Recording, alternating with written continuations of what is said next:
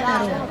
Ngayon, sabi ni Zero, sali ako, sabi na sa 1, 2, 3, 4, 5, 6, sabi ng Zero, sali ako, sabi ni 1, pangit ka, yan yung kulay mo, puro itim.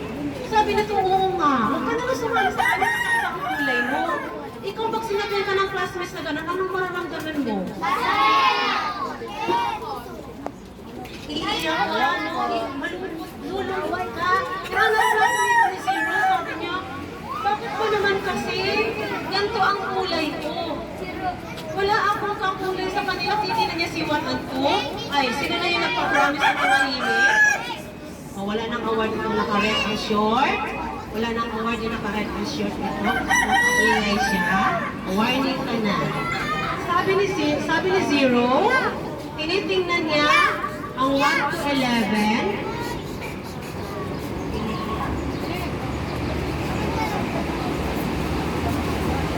Sabi ni Zero, bakit ang gagawin ng kulay nila? Iba-iba pa sila ng disenyo. Bakit ang ako ay pangit? Simpleng-simple na nga lang, itim ba? Bakit na naman kasi ganito ang kulay ko? Pero hindi na lang ako magugustuhan. So nakita ni teacher, si Zero nasa isang sunod ng kanilang klase. Sabi ni teacher, bakit ka nandito? Nandito na classmates ko, naglalaro sila. Dito si po, sabi niya, ayaw nila sa akin. Kasi po yung kulay ko daw, itim. Pwede po itim yung kulay ko? Sabi siya, ano hindi po pwede? Ito lang ko parang anong palitan yung kulay mo. Yan talaga ang kulay mo.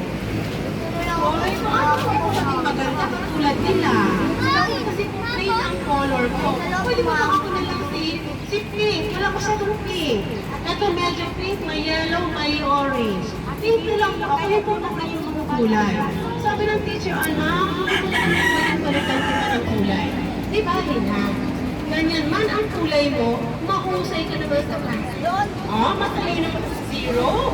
Mabait ka naman para sa akin number 1 ka. Iyakan ka sa Zero. Hayaan mo na sila ko. Kaya ayaw mo na sa iyo. Hayaan mo na sa mabait ka lang sa kanila. Patuloy ka lang. Kung ayaw naman nilang itaan, okay lang yun. Hayaan mo lang.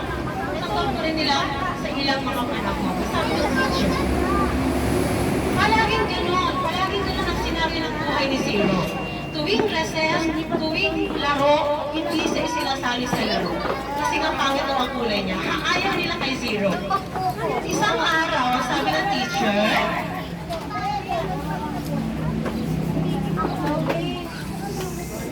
ay, kumayat na si Kuya na pa rin. Ano ba pangalan ng Kuya? Clark. Tahimik na si Clark. Ang mababangit ko may reward ha. Paras kaya naka-red. Ano pangalan mo naman? Yeah? Ito, Harvey. Kasi yung sumalubot sabi niya, dito pa rin po ba? Harvey, bumati na sa akin. Sa dalawa sila naka-shorts na red. Na mayroon ng award. Ayun, sabi ng teacher, may gagawin tayo. Sa ating klase, mayroon akong challenge na ipapagawa sa inyo. Kasi lagi nakikita si teacher na itong si Zero laging hiwalay sa grupo. Kasi ayaw nga nilang isama ni 1, 2, 3, 4, 5, 6, 7, 8, 9, 10. Ngayon, sabi ni teacher, lalabas tayo doon sa field. Mayroon tayong gagawin doon na tuwang-tuwa. Sinakali nila maglaro na sila maglalaro. Sabi ni teacher, ito ang challenge ko. Nakita ng mga bata, may hagdan. May hagdan. 11 na palapat. 11 na steps yung hagdan. Sabi ng mga bata, teacher, ano pang gagawin natin dyan? Hulaan niyo kung sino makakauna kung anong gagawin natin sa hagdan na yan. Sabi ni Juan, siguro po, maghahabulan kami dyan sa nakakasap na daog. Ang makakatagal siya ang panalo. Kasi nakakapagod yun, di ba? Akyat panaog, nakakapagod yun. Sabi niya, ay, hindi. Sito, ang sabi niya dito, siguro po, paunahan, kung sinong mabilis makarating sa sasabihin mong steps, siya ang panalo. Limbawa, sabi ni teacher, una sa step number 5, ang unang makarating doon, siya ang panalo. Ay, hindi. Ito ang gagawin natin, sabi ni teacher. Bibigyan ko kayo ng 20 na bilang. Baka makapagbilang ng 1 to 20? Sige daw, bilang. 1, 2, 3, 4, 5, 6, 7, 8, 9, 10, 11, 12, 13, 14, 15, 16, 17, 18, 19, 20. 101 ang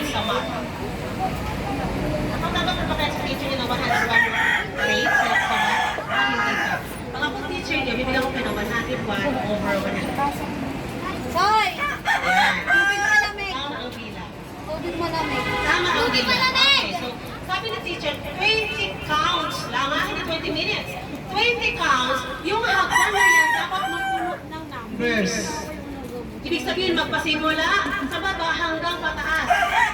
Pataas ang bilang. Ibig sabihin, nasaan sino nilalagay kung pataas? Ascending. So, math.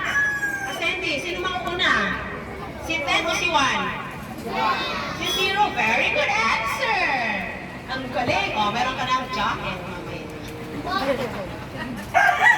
Ayan. So, ngayon, sabi na teacher, sabi ni Trick, teacher, masyadong maikli yung 20, masyadong mabilis lang yun. Ay, ano gusto niyo, 100 o 20? 100 po. Ah, sige, sabi ni teacher, 100.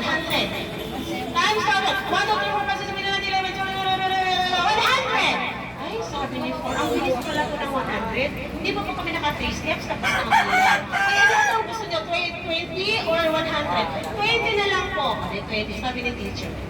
1! 1 pa lang. Akyat na sila! Ang gulo-gulo, walang system. Una si 10. Saan ba yung pwesto 10? Doon ka sa taas. Kasi pataas sabi, 1 nasa baba. 1 akyat na. Hindi sila makaunda o baga kung paano. After 5 pounds, 3, 2. Maya-maya 3. Madalang yung bilang ni teacher, madalang. Matagal. 10 cash note. Pinitry. Teacher, well done. Ha? Tingnan nyo nga kung tapos na kayo. May isa pang steps. May isang step na ang wala. Sabi natin, bakit sinukulang? Kompleto na kami, teacher. Wala na kayo. Wala ka ng ibang estudyante. Ay, saan ka kung ba sa First step? Sa first step. Sa first step pa ba kayo? Sabi ng teacher, hindi ako kasali. Kayo lang. Sabi ni 8, nakulang tayo. Sino? Wala si Zero dun sa field. Saan nagpunta natin si Zero? Nagpunta si Zero kasi ito lang yung sinasali ni Zero. Ikaw ba naman? Pupunta ka pa kasi hindi ka na kasi nasali. Pagkatapos ko lang talaga ako. Hindi na talaga ako sasabi ko never. Nagtago na siya. Hindi na Si Zero. Pero hindi ko nakapagdang red. Attentive siya nakikinig sa akin. Yung grupo po kayo dyan. okay, sabi ni 8. si Zero na wala na. Hala, kasi si Zero. Wala pa tayo 10 count. Hinahap ko si Zero, hindi ko na makita. Punta sila sa classroom sila. Never miss a siyan. Kung saan saan na papunta, wala si Zero. Sabi ni 1 and 10. Mahuli kayo. Hahanap ko, hindi natin magbuong campus kung nasaan si Zero. Diyan makikita Kita natin siya. Pag hindi natin sa makita dito sa loob ng campus, sa loob ng ating school, uuwi tayo sa kanila punta sa bahay nila. May umuwi sa bahay nila, pumunta. Tita, andito po ba si Zero, yung mama? Sabi ng mama, wala si Zero nasa school. Ay, sabi ng mga classmates, ilan na ang pila? Sa palagay nyo? 1 to 20 lang. Nasaan na si teacher? Anong pila na si teacher? 11.